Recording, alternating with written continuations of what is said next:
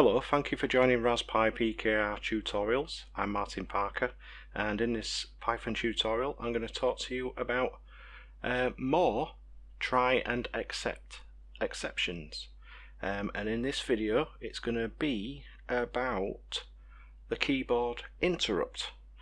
Now the keyboard interrupt is very good because it's a way of escaping out of your program, and you can do it cleanly rather than just closing the Python window. I've previously done a video on try and accept using the value error, as you can see on screen here. So I've got this script already there, but what I'm going to do is I'm going to incorporate the keyboard interrupt into it. Okay, so I'm going to drop down and I'm going to add another exception. If I could press it.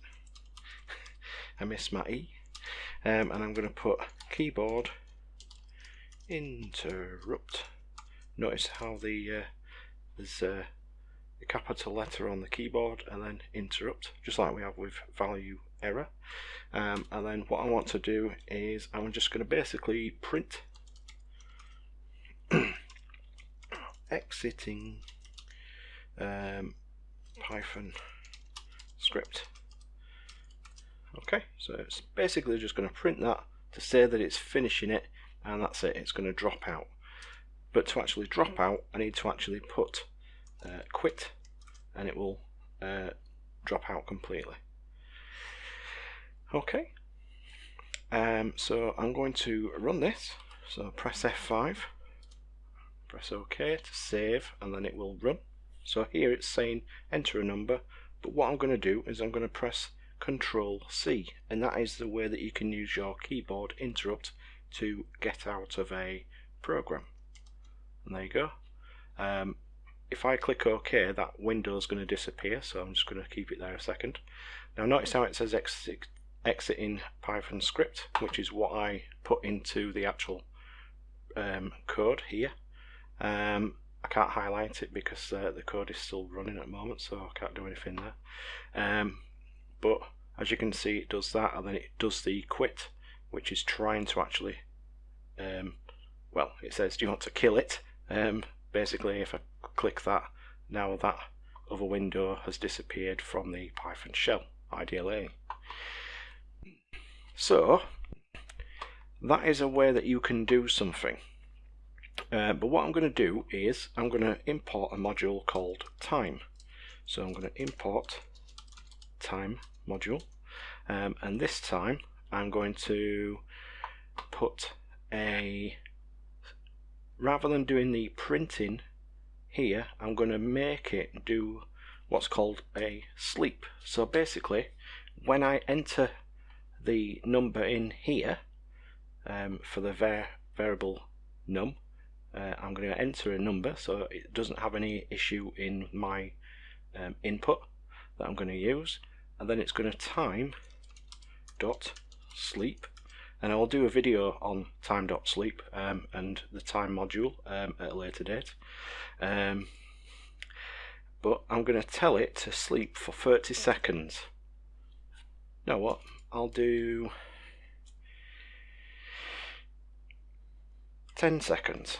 We'll go with 10 seconds. Okay, and I'm going to show you what happens when you try and do the keyboard interrupt when you are telling your program code to actually do something like the sleep, and how it will react. And then after that 10 seconds is up, it will then print out the numbers 0 to whatever I enter. I am going to enter the number, say 15 for my number, so it will print up 0 up to 14. So let's run this and save it. So as soon as I press enter, it's going to bring up the Python shell and start running. It's not going to start that timer because I need to enter a number. So like I said, I was going to enter 15, but as soon as I've pressed enter, I'm going to press the Control and C. You may have heard the keyboard. Nothing has happened yet, and the reason for that is because it's in the sleep. but after that 10 seconds then it has done that bit of code. So I wanted to just show you that, because sometimes you might think it's not going to stop and then you're trying to close the window and you're doing a Control Alt Delete to try and sort out your processes and stuff, if you know what that is. But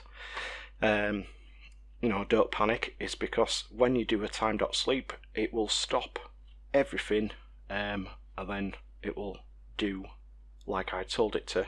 I did it after maybe 2 seconds of when I clicked enter from entering my number, and so not to worry, it will do it. It depends on how long you set for your time.sleep. If you set an hour or whatever, you are going to have to wait an hour, and yes, it may be more beneficial to close the program, terminal window, or whichever IDLE IDE that you're using, whether it's Mu, Phony or whichever. So there you go. I just thought I'd point that out for you. But there is another exception that you can use, and it's very useful for when you want to actually drop out of a program at any point, by having the try and except with a keyboard interrupt in there. Okay, so that's it for the keyboard interrupt video. Very short, but it shows you a way of how to do stuff. So thank you for watching. Please like and share and subscribe if you can, if you don't already, and I appreciate it very much, and I will catch you in the next one.